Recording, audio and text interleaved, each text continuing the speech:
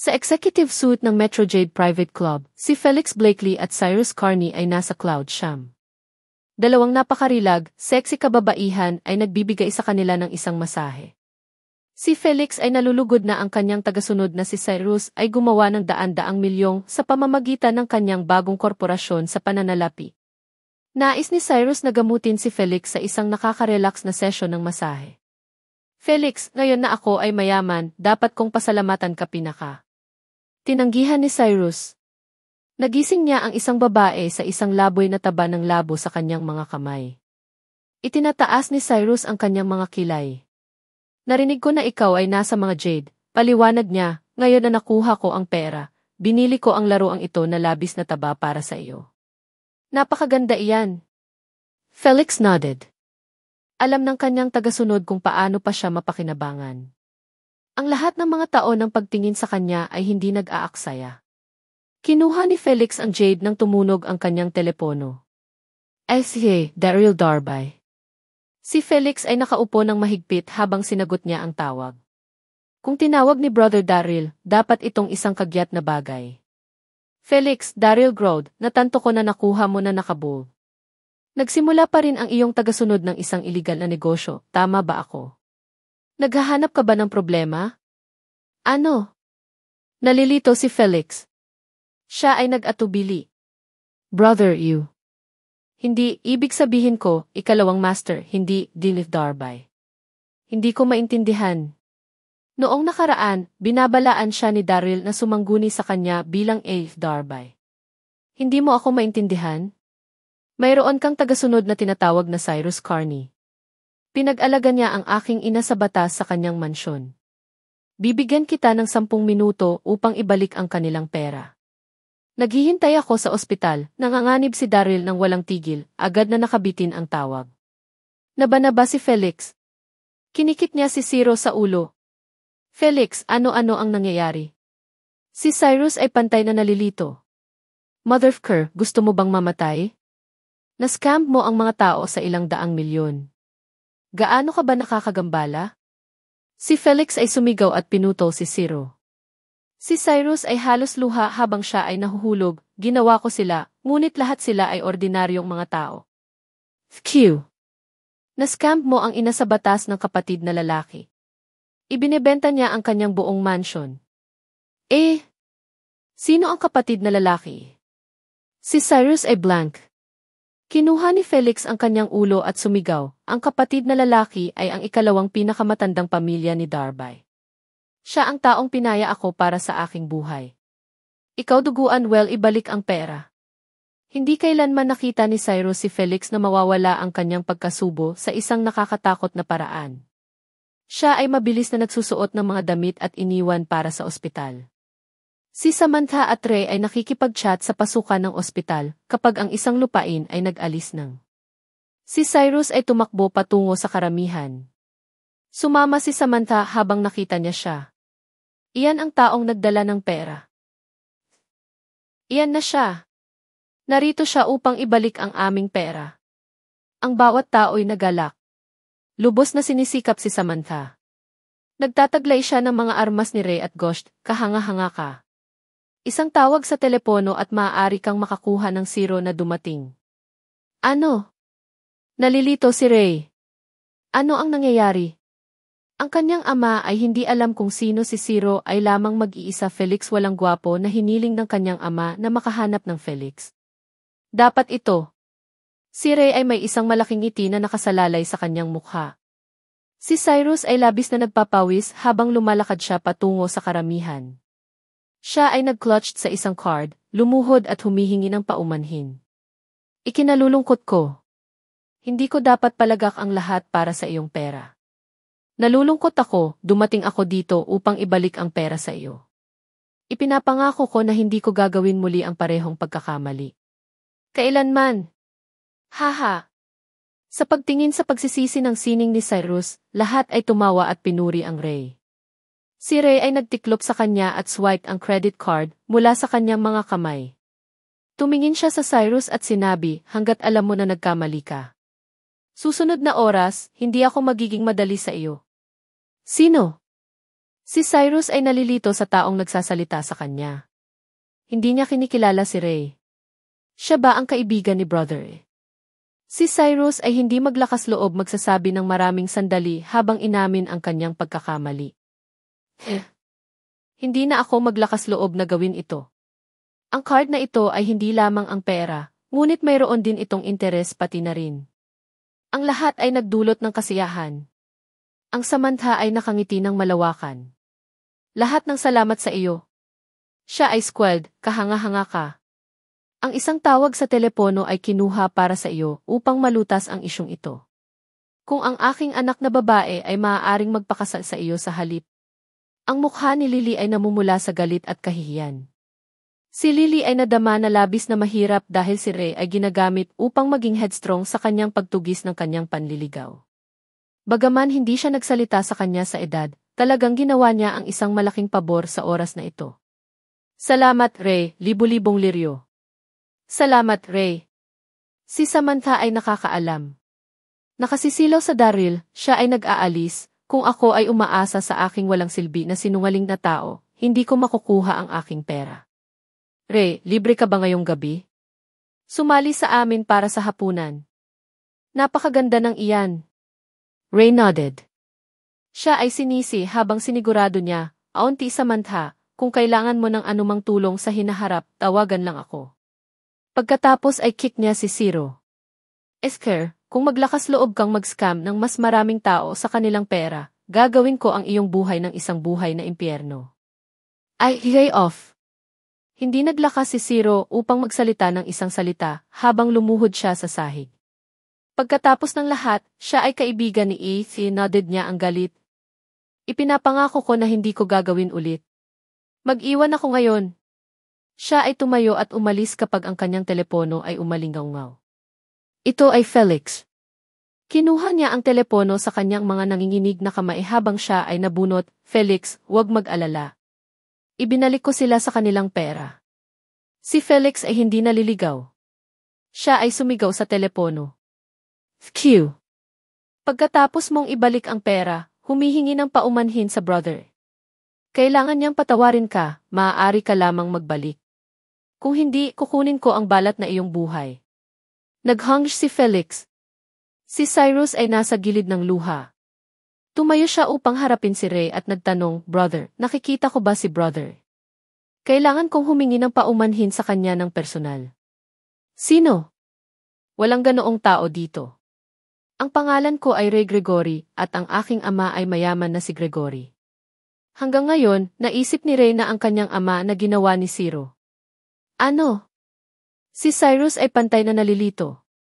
Hindi ba alam ng taong ito ang kapatid? Sinubukan niyang muli ang pag-itanong, kaya, hindi ka ba kaibigan ni Eth? Si Ray ay masindak habang siya ay sumagot ng walang pasensya. Ikaw ba ay bingi o ano? Hindi ko siya kilala. Bloody hell. Kung hindi niya alam ang kapatid ni E, bakit siya ay kumikilos sa lahat ng mataas at makapangyarihan? Bloody is siya. Si Cyrus ay sumira sa Ray sa tiyan. Ang lahat ay masindak. Ano ang nangyari? Bakit nagsimula silang makipaglaban?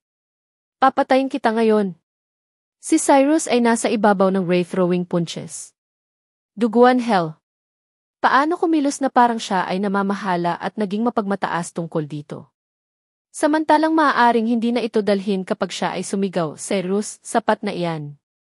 Masama na na-scam mo kami sa aming pera, ngayon ay maglakas loob ka na matalo si Ray. Alam mo ba kung sino ang kanyang ama? Siya ay mayaman Gregory.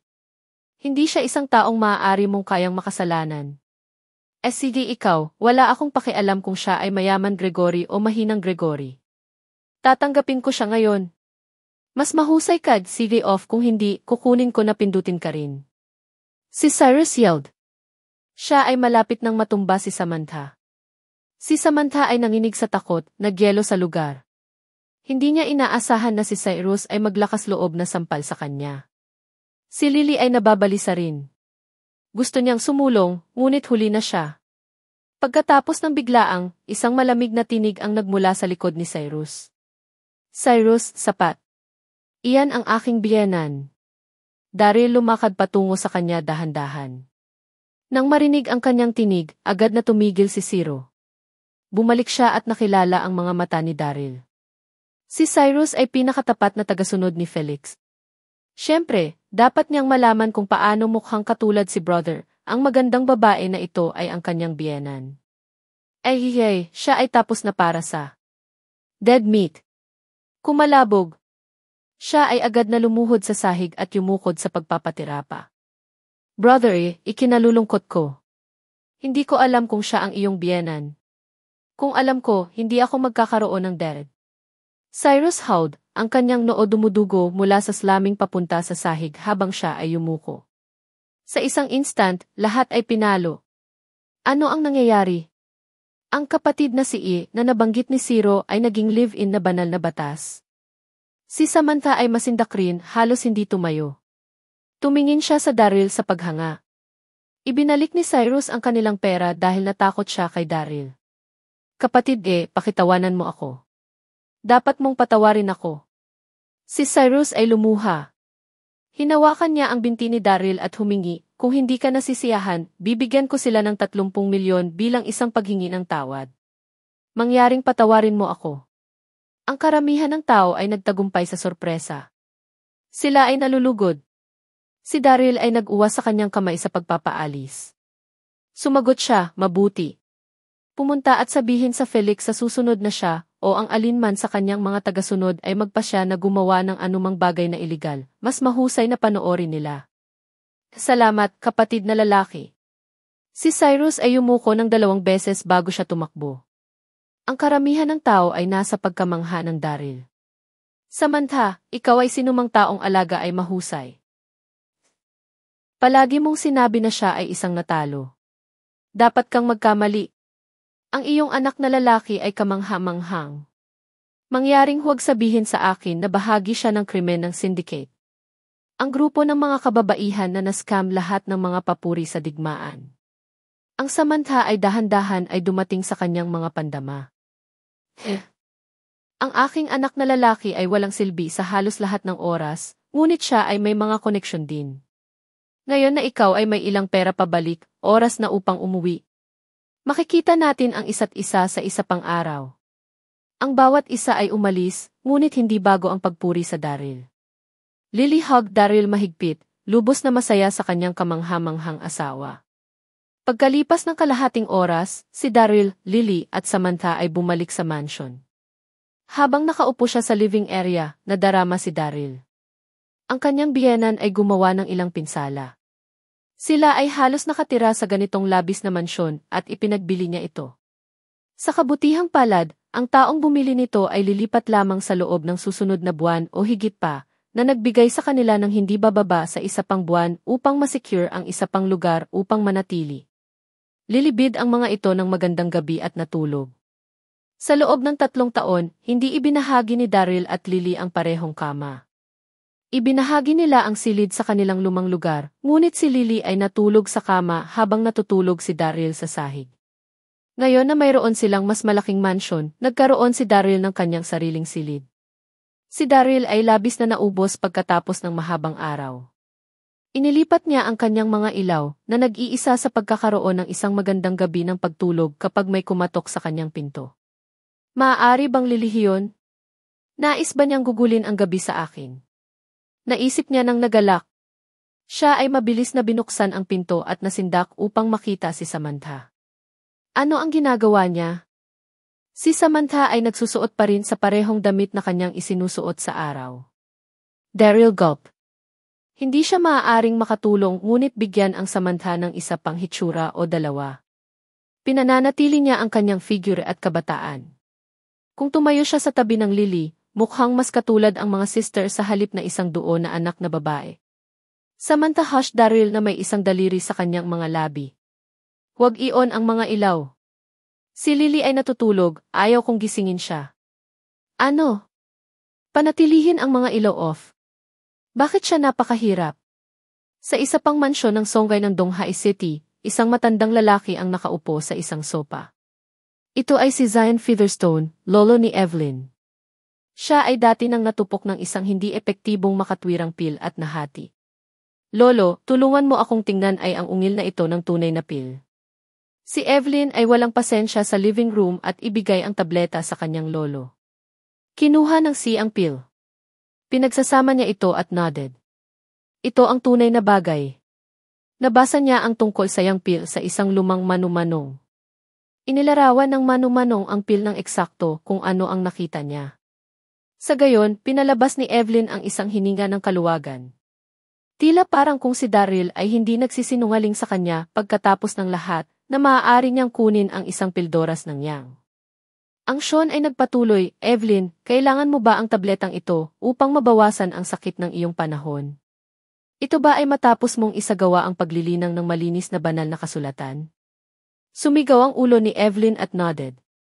Grandpa, ikaw ay mapagmasid. Paano mo nalaman? Sean ay nakangiti ng masakit. Siya ay nagising sa kanyang ulo at sinabi, totoo na ang yang pill ay magagawang mabawasan ang iyong sakit. Gayunpaman, hindi ito matagal. Ang paglilinang ng malinis na banal na kasulatan ay magdudulot ng sobrang mabigat sa iyong yi-aura. Kung patuloy kang nagsasanay, ang yin-aura ay sa huli ay magpapalaki ng iyong katawan at ikaw ay nasa napakalawak na sakit. Makinig sa grandpa, itigil ang pagsasanay sa manual na ito.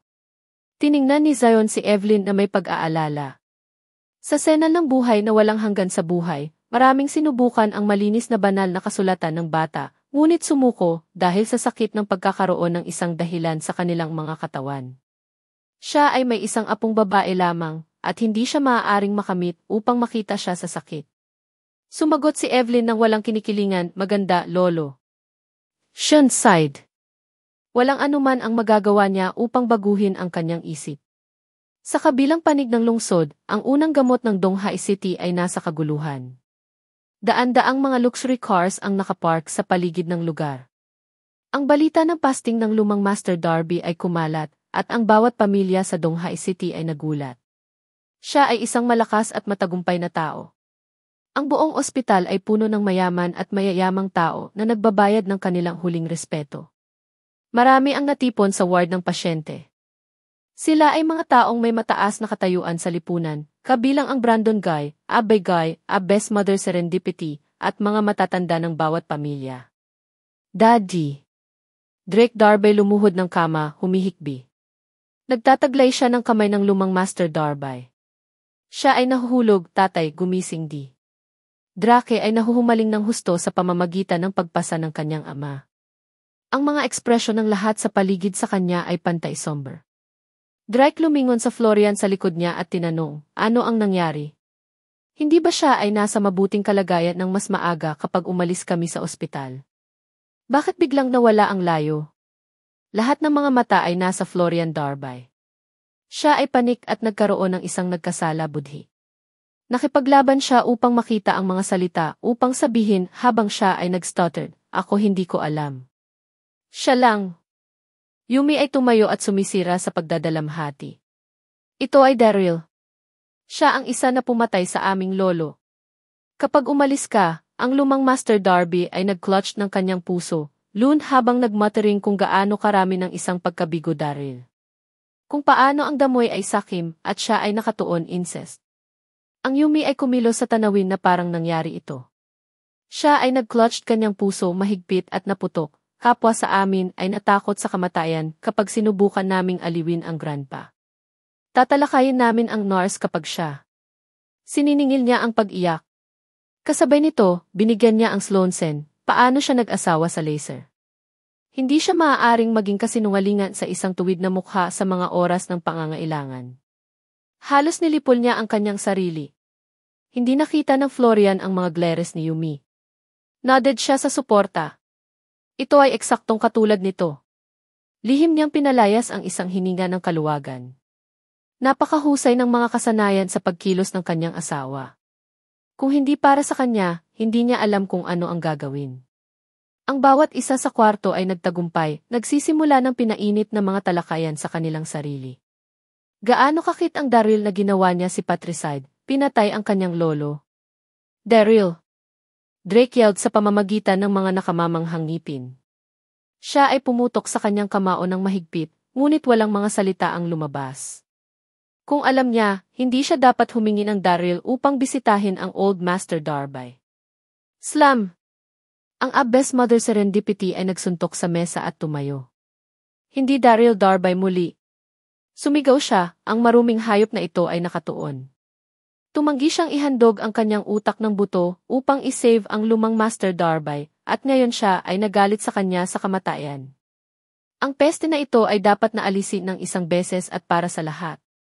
Ang Abbess ay nanginig. Ang kanyang panloob na enerhiya ay umuuga sa buong ward. Ito ay isang malakas na aura na ginugugol ng lahat. Siya ay sobrang malakas. Ang buong ward ay nahulog ng tahimik para sa isang sandali. Ang Abbess Mother Serendipity ay tama.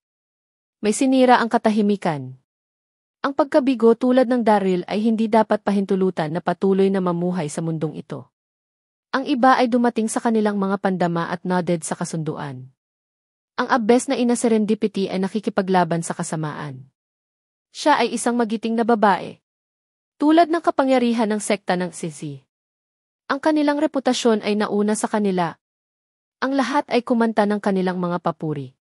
Ang ilang mga tagasunod ng sedero ng Sisi ay nagbubuga sa pagmamataas. Ang mga papuri ay walang kahulugan na sagana sa ina na Serendipity. Lumaki siya sa sekta ng ME at dinala ng isang malakas na pakiramdam ng hustisya na nakatanim sa kanya. Ang kasamaan ay walang lugar sa kanyang buhay. Ang mas naisip niya, mas galit na galit siya. Tumingin siya sa Drake at Spat, ang Darbys ay isang maalamat na pamilya. Sino ang nakakaalam na ang isang mahusay na pamilya ay maaaring gumawa ng tulad ng isang kabiguan tulad ng Daryl? Huwag kang mag-alala, hindi ko hahayaan si Daryl sa kanyang masasamang paraan. Ako ay aalisin ang peste na ito. Drake ay tumingin sa Abbess ina Serendipity mapasalamat. Siya ay nodded fiercely. Sing-sing! Sing-sing! Kasabay nito, isang telepono ang umalingaw-ngaw. Ang isa sa mga tagasunod ng ME ay lumapit sa Abbess Mother Serendipity at paggalang na sinabi, Master, ito ay mula sa Sister Megan. Hello, Megan, sabi ng Abbess malumanay. Kabilang sa lahat ng mga tagasunod, minamahal ng Abbess Mother Serendipity ang Megan. Kahit na itinuturing niya si Megan na maging kahalili niya sa hinaharap. Si Megan ay bahagyang nabalisa habang tinanong niya, Master, alam ko na natigil ka bilang isang antas ng 5 Marshal Marquis at hindi maaaring masira sa isang Marshal Saint. Alam kong kailangan mo ng isang makadiyos na tableta para sana. Nabanggit ko bago ako may isang kaibigan na nagngangalang Daryl Darby na may isang makadiyos na tableta, ngunit nang tawagin ko siya ngayon, siya. Megan faltered. Siya ay nagagalit, siya ay sumang-ayon na bigyan ako ng isang makadiyos na tableta, ngunit sa pagdinig na ikaw ang aking Panginoon, siya ay agad na tinanggihan. Master, may nangyari ba sa pagitan mo? Alam mo ba ang Daryl? Mayroon bang hindi pagkakaunawaan? Alam ni Megan na si Daryl ay isang tao ng prinsipyo na sumunod sa kanyang mga salita. Gayunpaman, sa huling tawag sa telepono sa kanya, nagagalit siya nang marinig niya ang mga salitang Abbess Mother Serendipity. Ano ang nangyari? Ang Abbess ay pantay na galit at nagkasakit ng kanyang mga ngipin. Daryl Darby, ang pest na ito. Sumagot siya ng walang kamalayan kay Megan, huwag mong banggitin ang kanyang pangalan sa akin. Pagkatapos ay iniutos niya ng mahigpit, Megan, babala ako sa iyo. Lumayo mula sa isang taong katulad niya. Kung ikaw ay lumalayo sa aking order, huwag mag-abala sa pagtawag sa akin ng guro. Nakuha mo ba ito? Ano? Tumingin ang Megan. Paano ito makarating dito?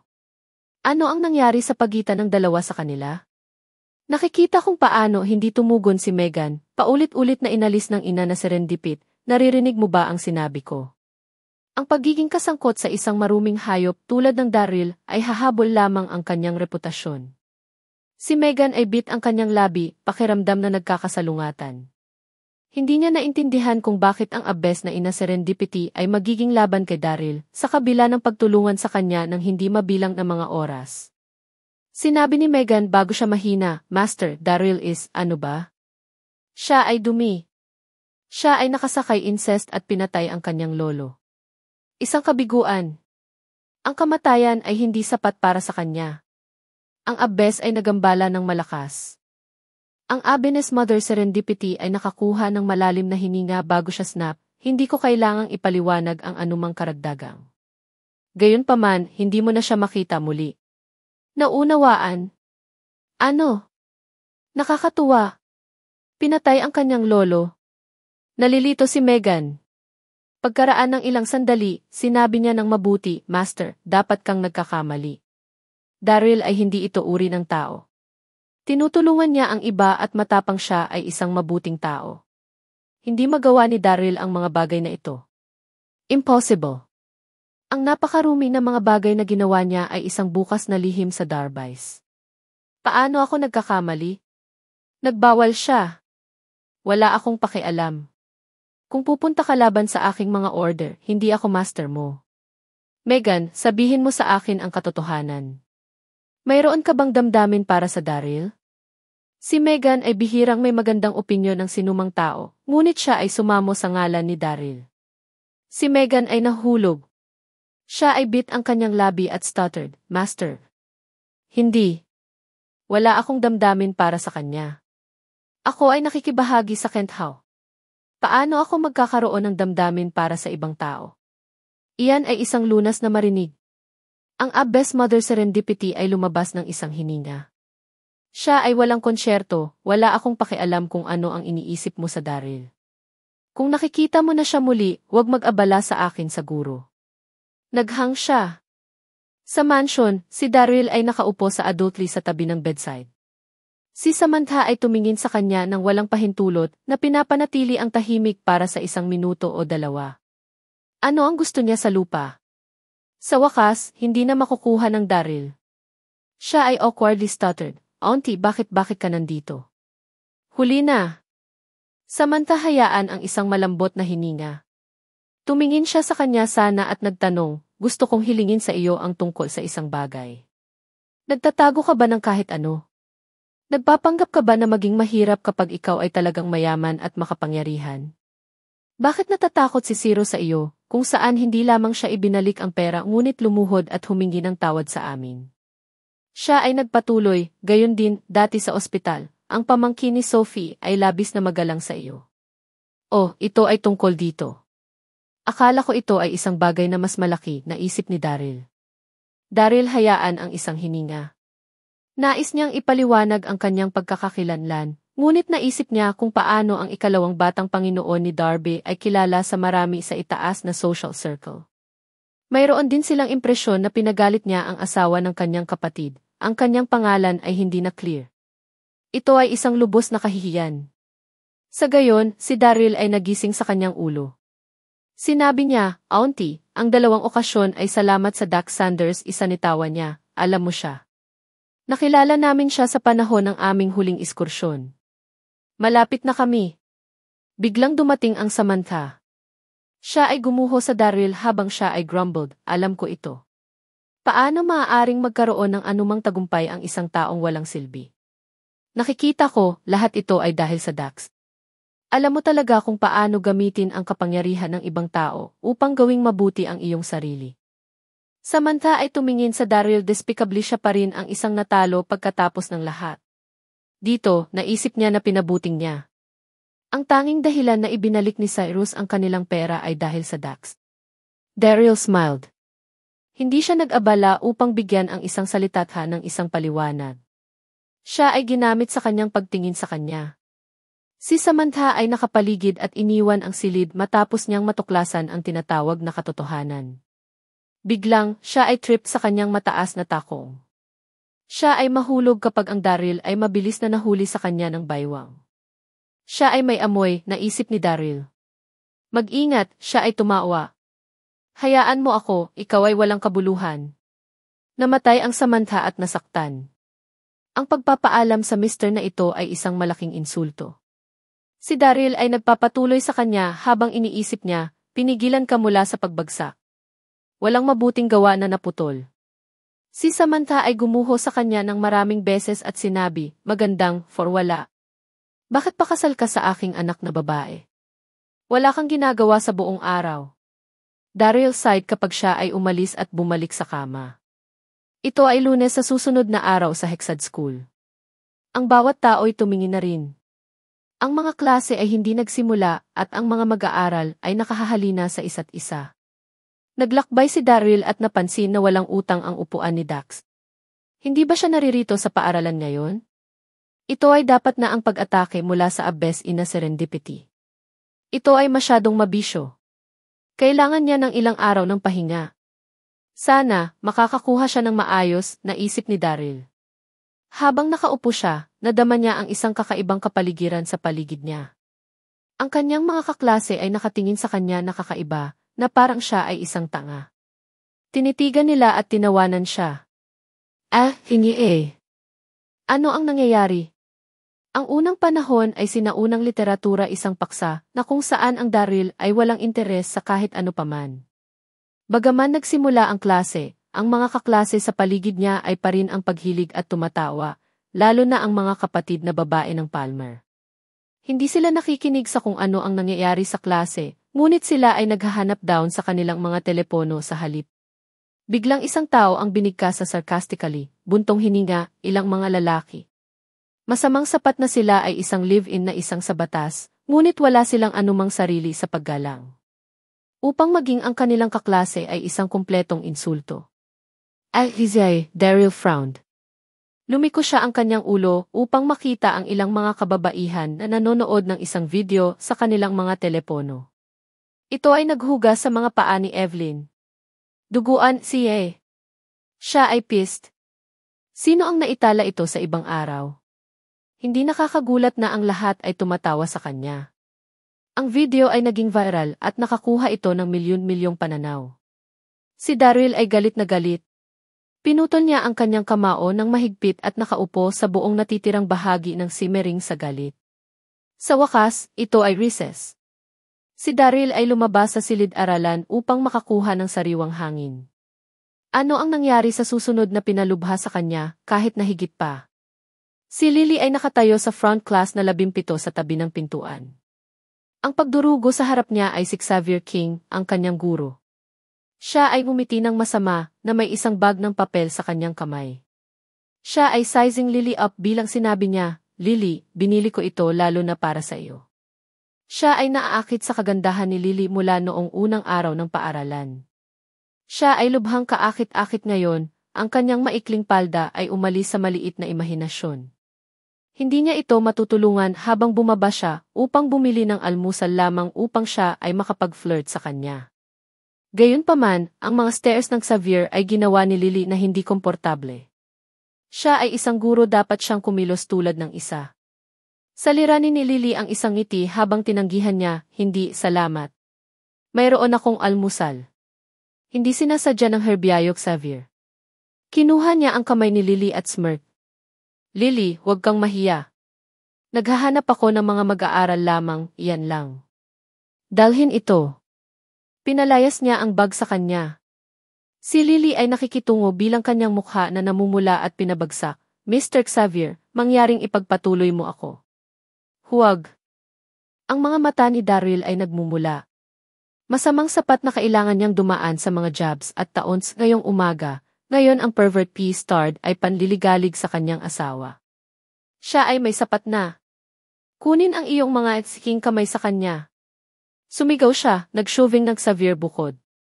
Xavier halos nawala ang kanyang balanse bilang siya sumigaw likod, "Ikaw ay muli. Hindi ko binayaran ka pabalik sa huling pagkakataon." Sa huling klase ng pisikal na edukasyon, ang Xavier ay naninibugho na nagsalita si Lily, Yvonne, at Sir sa Daryl. Itinapon niya ang basketball sa kanya, ngunit tinanong siya ni Daryl na humingi ng paumanhin. Kung hindi para sa Miss Catherine at tumigil sa kanila sa oras, siya ay napintay Daryl up. Kinuha ng Xavier ang kanyang kamao, isang malakas na aura na naglalabas mula sa kanyang katawan. Tinitigan niya at nag-ibaw at pinatay, "Naghahanap ka ba ng kamatayan? Hindi ko pinalo kayo sa huling pagkakataon, kaya hinihiling mo ito ngayon?" Lily panicked. Naharang siya ni Daryl at sumigaw, "Mr. Xavier, mangyaring huwag mag-abala sa kanya. Siya ay walang kahulugan." Natutuwa siya na ang kanyang asawa ay tumayo para sa kanya, ngunit ang Xavier ay isang guro na may masamang pagkagalit pagkatapos ng lahat. Nakikita kung paanong ang Xavier ay malapit ng sumigaw, si Lily ay nawala ng pagkabalisa. Maraming mga mag-aaral ang nagsisimula upang tingnan ang patuloy na kaguluhan. Ang Xavier ay tumawa ng walang bahala. Siya ay gumuho sa Daryl at hiniling, humingi ng paumanhin ngayon.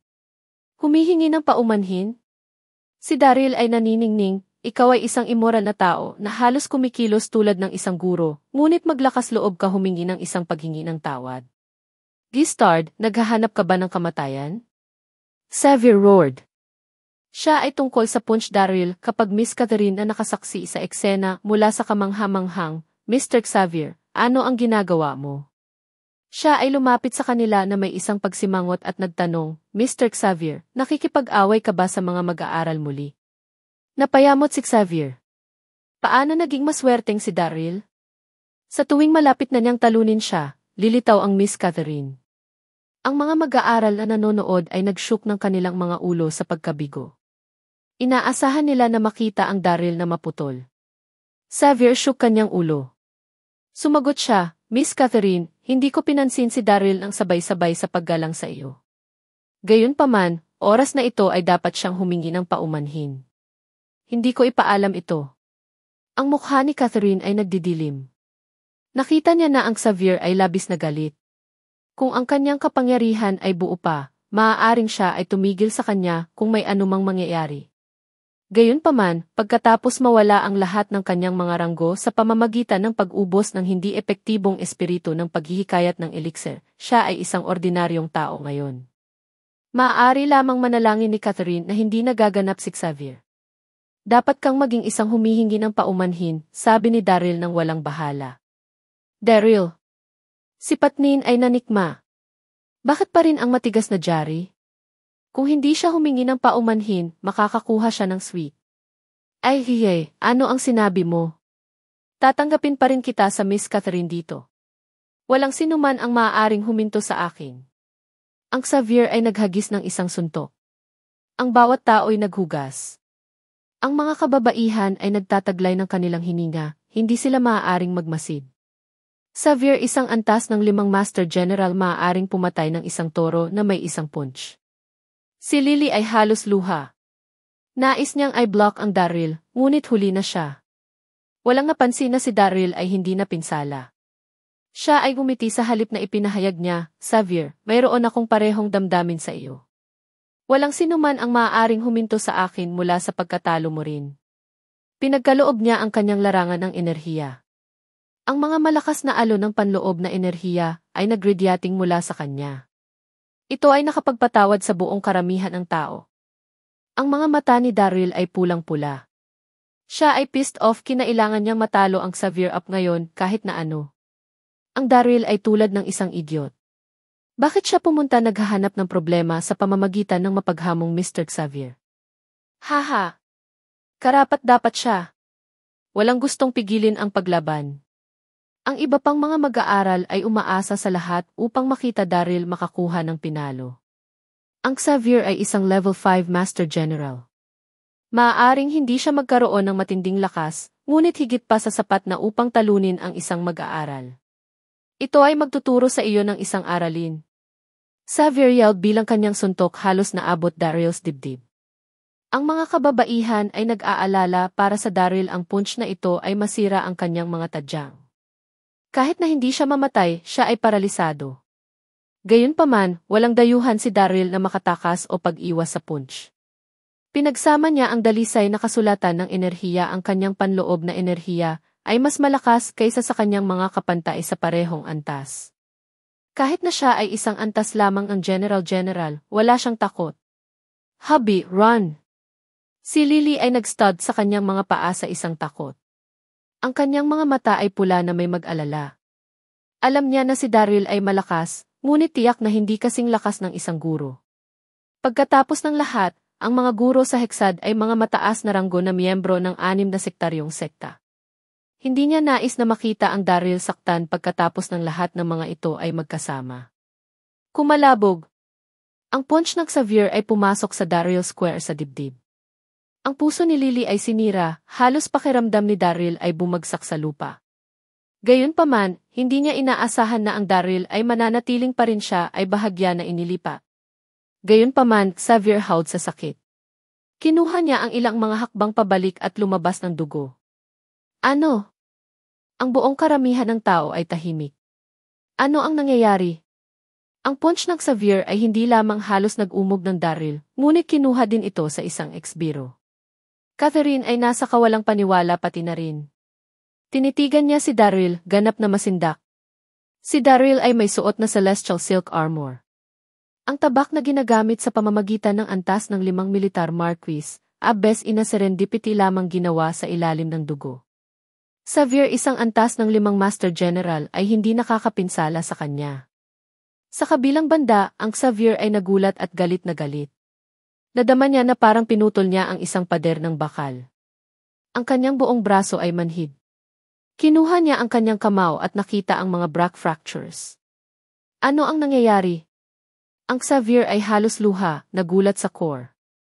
Dahil na-thrown mo na ang iyong suntok, ito ang aking turn, sabi ni Daryl nang walang bahala. Sa isang instant, siya rushed patungo sa Xavier at threw isang punch habang harnessing ang panloob na enerhiya ng dalisay na enerhiya na banal na kasulatan. Ang Xavier ay maaaring halos tumugon kapag siya ay nalulungkot sa sahig. Nagkaroon ng kolektibong malakas na paghihirap sa mga mag-aaral. Nakita nila ang isang halimaw. Punch! Punch! Punch!